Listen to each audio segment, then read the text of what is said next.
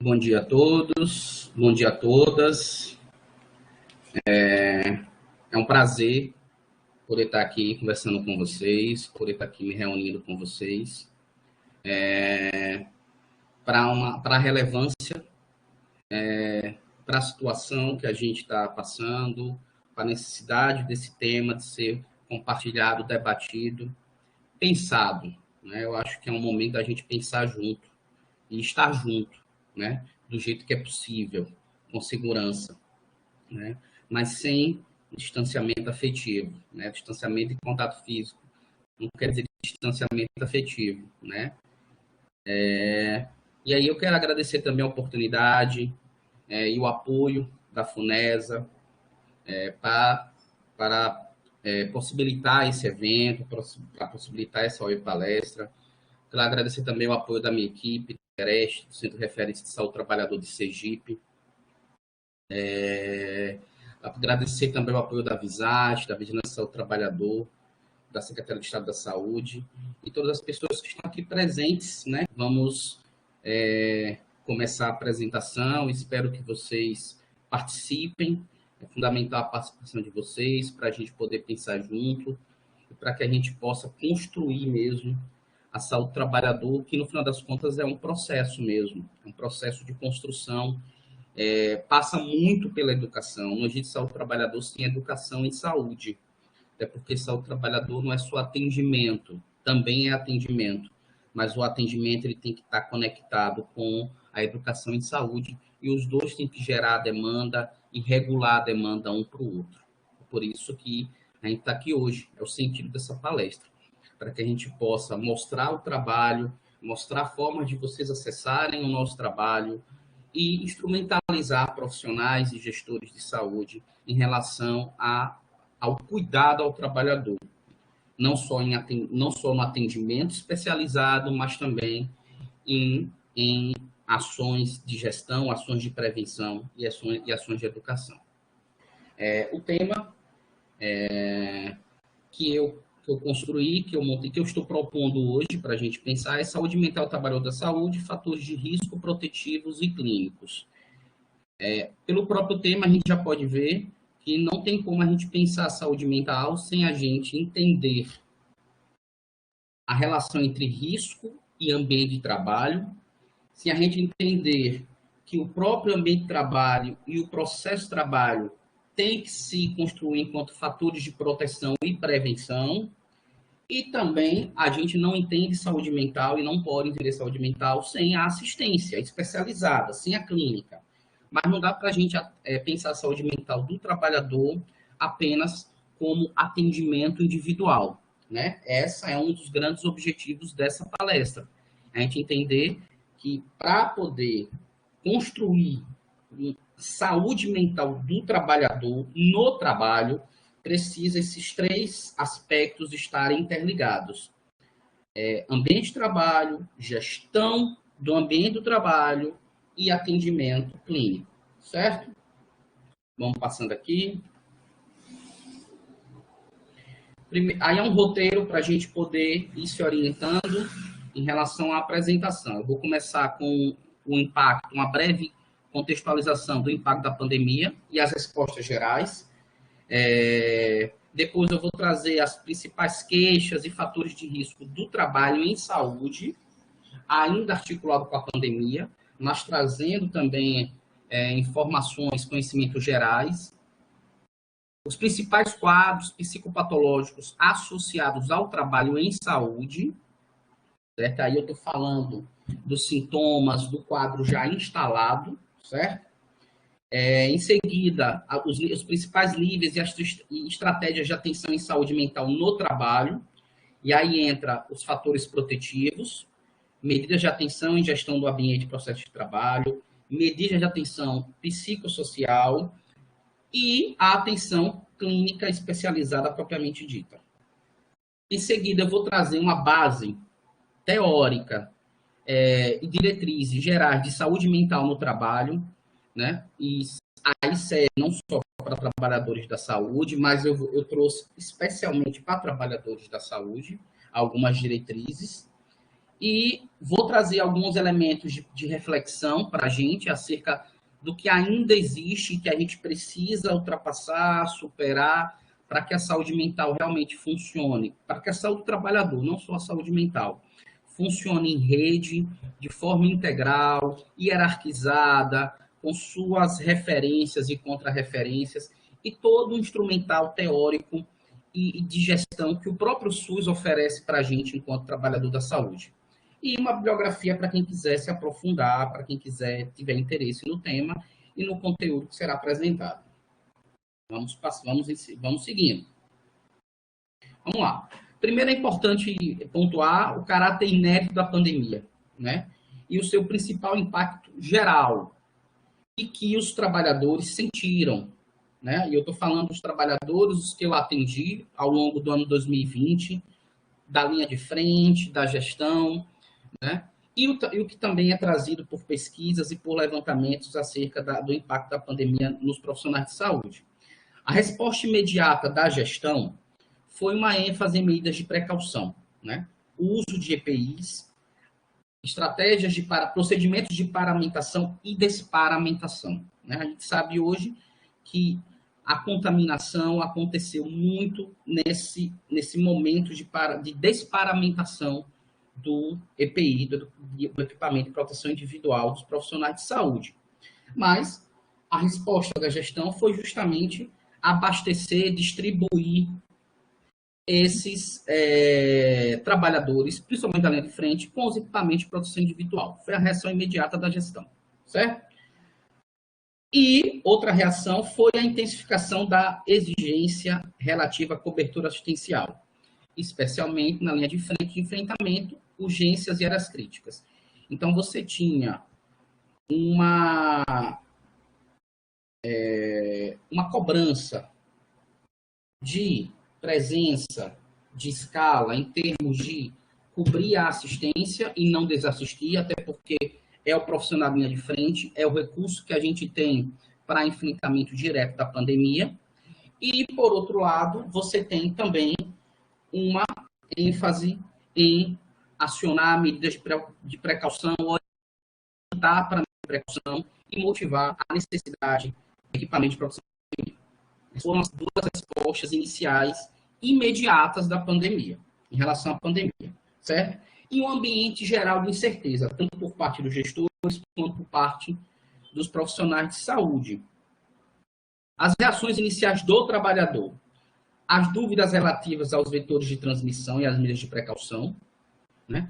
Muitos trabalhadores, uma das queixas iniciais era se a transmissão era por aerossóis, se a transmissão era por contato físico, se a transmissão, quanto tempo ficava o vírus suspenso no ar. Então, você tinha essa série de dúvidas que ainda não estavam respondidas e que hoje já estão respondidas, mas no início, principalmente no mês de abril, maio, essas dúvidas ainda não estavam respondidas. E isso era uma das queixas dos trabalhadores em relação à situação de pandemia e do trabalho na linha de frente da pandemia.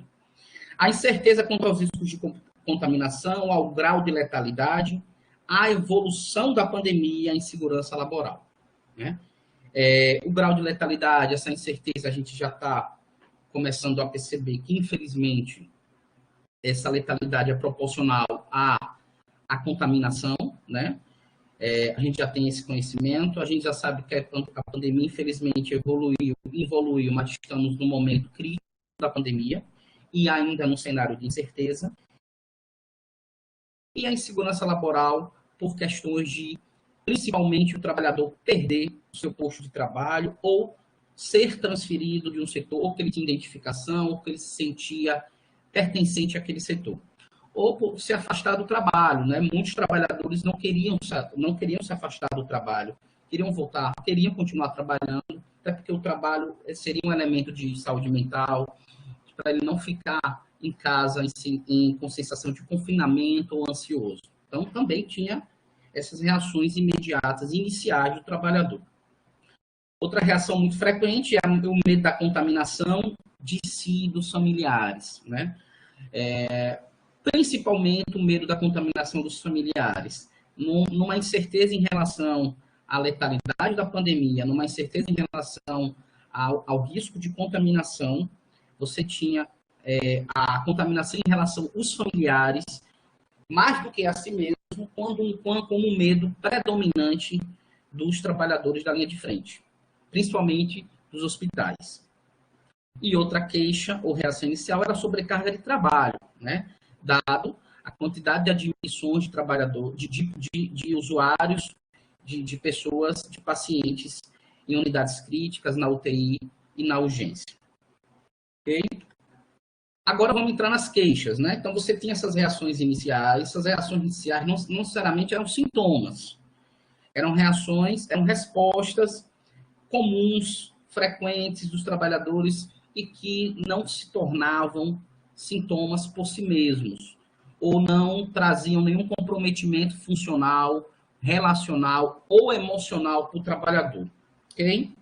Agora, essas sim, essas por frequência, intensidade, elas podem se tornar sintomas clínicos de adoecimento mental, que são as principais: o medo persistente de contaminação e morte de si e dos outros, a dificuldade de adaptação à mudança de rotina e à elaboração das perdas. Então, muitos trabalhadores, infelizmente, eles sofreram perdas de colegas de trabalho, tiveram que conviver com isso e voltar a trabalhar. Então, não tiveram nem tempo para processar essa perda, para poder passar pelo que a gente chama de luto, né? Que é essa elaboração cognitiva, afetiva da perda, que necessariamente é você poder sofrer para poder superar esse sofrimento, né? Para que a dor ela tenha uma canalização, para que a dor ela possa ser compartilhada, para que a dor ela possa ser ritualizada. Então, essa experiência de ritualização da dor, da perda, ela muitas vezes foi interrompida ou não permitida por conta da exigência de ter que ir trabalhar, de ter que estar lá na linha de frente, né? Então, essa foi uma queixa, infelizmente, muito frequente dos trabalhadores da linha de frente. Irritabilidade e conflitos interpessoais, principalmente porque o trabalhador, associado ao seu aumento de demanda, de pressão no trabalho, ele também começou a ter uma responsabilidade técnica diante do paciente crítico maior, que era um paciente instável, era um paciente que estava com risco iminente, inclusive, de óbito. E ele era mais exigido, tanto a nível de equipe quanto a nível de família. Até porque o contato com os familiares se mostrou muito importante nesse momento crítico, principalmente pacientes que estavam internados na UTI.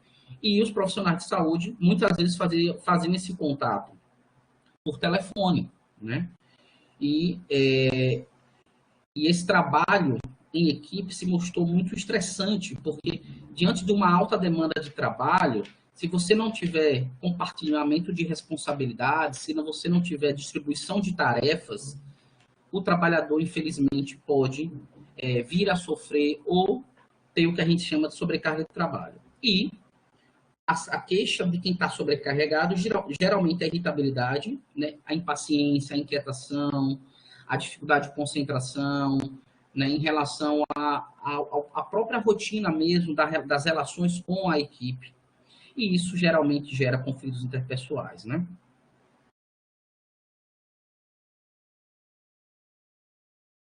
Perturbação. E entrando agora, ali eram queixas. Ó. Eu trouxe reações imediatas, trouxe queixas no âmbito de um atendimento e agora vou entrar nos sintomas.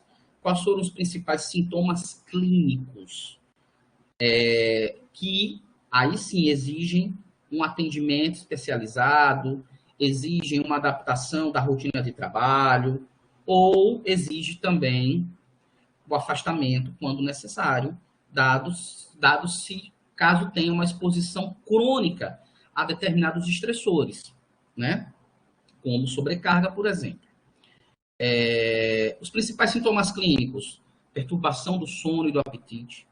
Então, muito trabalhador da linha de frente, ou ele tinha o sono fragmentado, ou ele tinha o sono interrompido, ou ele tinha o que a gente chama popularmente de insônia, né? Tecnicamente também de insônia. Então, Sono fragmentado, insônia, dificuldade de relaxar para dormir, né? Eram os principais sintomas que já dizem de uma exposição cronificada a estressor. Perturbação do apetite também é um outro sintoma clínico, é o trabalhador que ele não tem vontade, apetite e nem prazer na sua alimentação, tem até dificuldade para parar para comer, né? E acaba isso virando tão rotina, ele se adapta tanto a isso, e muitas vezes essa desregulação do apetite, né? Tanto você comer exacerbadamente, quanto você não sentir fome, diz dessa dificuldade de separar a rotina de trabalho da rotina pessoal e das pausas necessárias em relação ao trabalho para que você possa descansar e se desligar, né? Não consegue relaxar que não se desliga. Então, esse era um problema muito comum e que está associado a essa perturbação do sono e do apetite como sintoma clínico. Outro sintoma clínico ligado àquela queixa inicial, a impossibilidade de luto e luto mal elaborado. Então, muitos trabalhadores, eles não puderam ritualizar, elaborar, processar, pensar, sentir a perda de colegas, de familiares, por conta da situação da Covid, por conta do adoecimento da Covid, ou sentiam a perda, mas dias depois já tinham que começar a trabalhar, tinham que voltar a trabalhar, né? E você tinha essa autocobrança, porque você tinha essa responsabilidade da linha de frente em relação ao retorno ao trabalho. Então, luto muito mal elaborado, você não sentia perda. E, ao mesmo tempo, você convivia com várias perdas cotidianas, né? Então, o luto mal elaborado, ou a impossibilidade do luto, a ansiedade diante da incerteza, também se mostrou como algo muito comum. O sentimento de insegurança combinado com a alta demanda de trabalho. Então, essa ansiedade e incerteza, já não é mais um medo. Fazendo uma gradação dos sintomas, você tem um medo inicial, que é um medo que todos nós ainda temos, mas quando esse medo é cronificado, você começa a ter um medo mais vago, você não já sabe mais por que tem medo. Você começa a ter sintomas físicos, você começa a ter palpitação, você começa a ter tremores, né? Então, aí já entra um quadro de ansiedade, que é uma antecipação do perigo, né? Uma preocupação excessiva, combinada com palpitação, que você já não tem um objeto definido. Não é que eu tenho medo disso, eu tenho medo do futuro, eu tenho medo do que pode acontecer, e eu não sei o que pode acontecer. Só que essa ansiedade, esse medo mais frequente, ele acaba sendo paralisante, né? Porque esses sintomas físicos, eles acabam comprometendo a funcionalidade do trabalhador, certo? Choro fácil e perda do prazer no exercício profissional. Então, você tinha esses sintomas prevalentes do trabalhador da linha de frente da Covid-19. Para a gente guardar, para a gente poder pensar e poder identificar esses sintomas, que são um alerta para ajuda especializada, aí sim, para o atendimento clínico, né? Sintomas clínicos como já fatores de encaminhamento para atendimento, alteração do sono, alteração do apetite, dificuldade de concentração, pensamentos de culpa e morte, e aí entra a culpabilização, a autoculpabilização, a autodepreciação, o trabalhador que não se sente nem competente mais para trabalhar, né? O trabalhador que se sente, que acha que pode morrer a qualquer momento, ou que alguém pode morrer a qualquer momento. Então, esses pensamentos de um caráter, inclusive, obsessivo, que estavam muito presentes no cotidiano desse trabalhador, e que são, sim, um alerta para uma ajuda já especializada, porque já começa a tocar na sua rotina de vida, já começa a tocar em questões pessoais, e isso é um alerta para ajuda especializada. E outro sintoma também, que é um critério para encaminhamento, é a instabilidade do humor. você está ansioso, mas quando você não está no trabalho, você chega em casa, você se sente deprimido. Muitos trabalhadores relataram isso. Ou você está no trabalho e começa a ter, do nada, um ataque de pânico, né?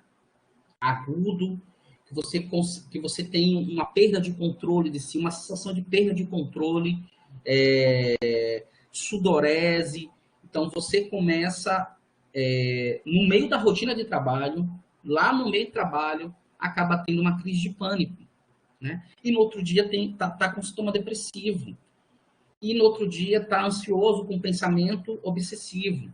Então, essa instabilidade de humor também já diz de que esse trabalhador está com nível de comprometimento, sim, da sua saúde e da sua vida pessoal. Ok? Os fatores de risco em relação a esses sintomas e ao adoecimento no trabalho em saúde. Sobrecarga, que é o acúmulo de tarefas e pressão por desempenho funcional. Então, o trabalhador que está o tempo todo ali, tendo que assumir e executar uma série de tarefas, e essas tarefas nunca acabam, e essas tarefas se acumulam, e tem um momento que ele começa a trabalhar no automático, que ele não consegue, ele já nem trabalha, sabe, pensando no que ele está fazendo. E aí isso geralmente vem acompanhado de dificuldade de concentração. Então, é um trabalhador que está com sobrecarga. E esse é um fator de risco. Fator de risco principalmente para o que a gente chama de burnout, que é o esgotamento profissional, a sobrecarga de trabalho. O ritmo de trabalho, que é diferente da sobrecarga é o acúmulo de tarefa, é o peso, é a pressão. O ritmo de trabalho é o trabalhador que pode até não ter uma sobrecarga, mas ele tem uma jornada intensa, ele tem mais de um vínculo, ele tem jornada dupla. Ele trabalha num setor, num turno, e trabalha em outro setor, em outro turno. Ele tem continuidade de turnos, plantão e turno regular. Então, por mais que ele não esteja sobrecarregado, a sua carga horária não permite ter pausa. Ele está ali o tempo todo, como se ele tivesse o tempo todo à disposição, né? E o tempo todo ali ligado, precisa estar em alerta. Então, o ritmo de trabalho é um fator de risco, principalmente para a fadiga crônica, que é o trabalhador que não consegue não ficar em alerta, certo? Relações no trabalho, falta de participação no processo de trabalho associada à perda de autonomia e controle sobre tarefas e decisões e ruídos de comunicação. Esse também foi um problema muito comum, uma queixa muito comum relatada, e que é um dos fatores de risco prevalentes no adoecimento no trabalho em saúde. Mas, de forma a gente pode também generalizar para trabalhos em que a gente lida com relações interpessoais de forma geral. Que é o quê? É quando não existe uma comunicação horizontal. É quando o trabalhador ele não se sente parte da equipe. É quando a comunicação é verticalizada. É quando as diretrizes não são compartilhadas e construídas com a equipe. E não são justamente todos responsabilizados por essas diretrizes, condutas, procedimentos no trabalho. Isso gera muito ruído, né? O que a gente pode chamar popularmente de fofoca. E o trabalhador onde essa comunicação ela não é devidamente compartilhada, onde ela não é clara, onde ela não é dirigida, onde ela não é coletiva, é o tipo de ambiente de trabalho onde o trabalhador acaba absorvendo mais a responsabilidade pelo seu trabalho. Ou seja, relações no trabalho, ruídos de comunicação, está associado à falta de corresponsabilidade, e corresponsabilidade está ligada à sobrecarga e ao trabalhador que, infelizmente, absorve as suas preocupações e o seu trabalho, e quando chega em casa não consegue se desligar do que aconteceu no seu cotidiano. Então, esse é um problema também, isso é um fator de risco, principalmente para o burnout. Ok? Exposição interpessoal, todo trabalhador que ele trabalha com humanos, com relações interpessoais, segurança pública, educação, saúde, onde você não consegue estabelecer uma equipe, paciente, família, onde as expectativas de melhora são desproporcionais ao quadro, esse trabalhador se expõe muito e é causa de estresse muito comum. É um estressor psicossocial muito comum, quando a demanda ela é desproporcional à resolutividade dos casos ou da tarefa em relação ao seu trabalho, certo? Então, esses são os principais fatores que predizem e que acabam, se não for trabalhado ou se não for feito um trabalho de prevenção em saúde no trabalho, eles podem desencadear ou agravar quadros psicopatológicos. A fonte ficou um pouco pequena da letra, mas associando aqueles quadros aqueles fatores de risco aos principais quadros psicopatológicos no trabalho. No trabalho, é importante frisar isso. Aqui não são quadros psicopatológicos no geral, são quadros psicopatológicos relacionados ao trabalho. A gente chama de doenças mentais relacionadas ao trabalho. São quadros principais: burnout, né? Cansaço constante, mesmo em momentos de pausa ou folga. A gente pode chamar o burnout também de síndrome de esgotamento profissional. É quando o esgotamento físico, o desgaste físico, ele se associa ao desgaste mental e um retroalimenta o outro, né? Falta de sentido em relação ao trabalho, a gente chama de despersonalização. É quando o trabalhador não se sente mais identificado ao trabalho. Ele não vê mais sentido no que faz. Está muito associado à sobrecarga e está muito associado à exposição crônica a conflitos interpessoais, certo? E uma outra característica do burnout, são 3 critérios para a gente diagnosticar burnout: o cansaço, o esgotamento, certo? A falta, que a gente chama de exaustão emocional, a despersonalização em relação ao trabalho, que é essa falta de sentido, identificação, e o distanciamento, o trabalhador que se isola, o trabalhador que muitas vezes a gente pensa ou tem a percepção que ele está fazendo a sua parte, está executando a sua tarefa, mas ele está ali muitas vezes com sofrimento cronificado, com sofrimento silencioso e que, infelizmente, acaba só acontecendo uma ajuda ou acontecendo algum tipo de acolhimento quando isso se extrapola ou quando há uma alteração de comportamento, principalmente agressividade, certo? Fatores de risco: ausência de apoio social, familiar e de equipe, alta demanda de trabalho e uma maior responsabilização individual em torno da melhora do quadro. Então, trabalhadores que estão numa equipe ou num setor que não há corresponsabilidade, comunicação de equipe, trabalho em equipe, infelizmente, são candidatos a desenvolver o burnout, por conta desses fatores de risco em que eles estão expostos na sua rotina de trabalho. Ok? Estresse pós-traumático também se mostrou um quadro prevalente em profissionais da linha de frente. Ele se caracteriza por uma ansiedade aguda, por reações fóbicas. É aquele medo intenso, não é o medo da ansiedade, é o medo intenso de algo que está ali, de algo que pode prejudicar, principalmente prejudicar o outro, prejudicar o colega de trabalho, prejudicar seu familiar. Então, é um trabalhador que tem um medo de contaminação muito intenso, muito recorrente, né? E esse medo está associado a uma situação determinada que provocou um trauma. Então, o estresse pós-traumático, ele tem uma situação determinada. Se tem uma exposição a alguma vivência, é uma vivência geralmente de perda. No ambiente de trabalho, foi uma vivência de perda, trabalho em situação de perda, certo? Em que o trabalhador presenciou e que aquilo acaba sendo revivido por ele, seja por pesadelos, seja por pensamentos obsessivos, aquilo é revivido constantemente pelo trabalhador. A gente chama de estresse pós-traumático. Okay?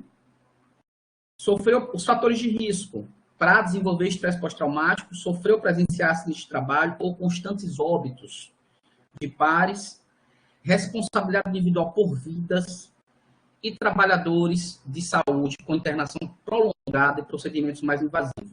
Então, muitos trabalhadores de saúde se contaminaram, né? A gente sabe disso, tem dados sobre isso já. os que tiveram uma internação prolongada e procedimentos mais invasivos, né? Ventilação mecânica invasiva, né? Internação prolongada em UTI, esses trabalhadores, associado isso à ausência de suporte, associado isso a ter presenciado óbito, isso pode gerar estresse pós-traumático.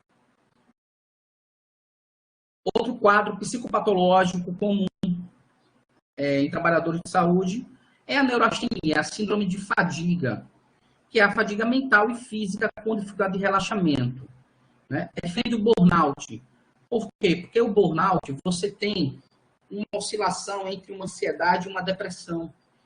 Você tem uma sensação de impotência muito grande no burnout. Então, você tem uma exaustão emocional.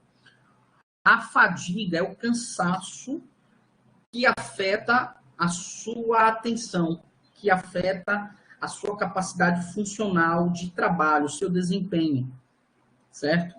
Também tem uma fadiga mental, mas você não tem um sentimento de inutilidade, você não tem uma autodepreciação, como o burnout tem. O burnout tem uma distorção de percepção de si muito grande, que a síndrome da fadiga não tem, que a gente chama de neurastenia.